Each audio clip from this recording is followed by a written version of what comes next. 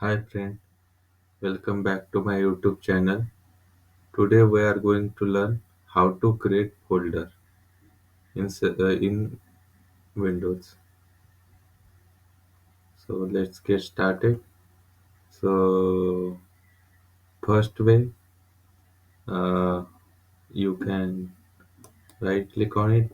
Then here you can see the new option. Here you can see the folder. So test enter. So this is my folder which having name test and this gets created. And there is one more way by using Control Shift N, N for new folder. So when you type Control Shift N, this is a shortcut key to create a folder. So in this way you can create the folder.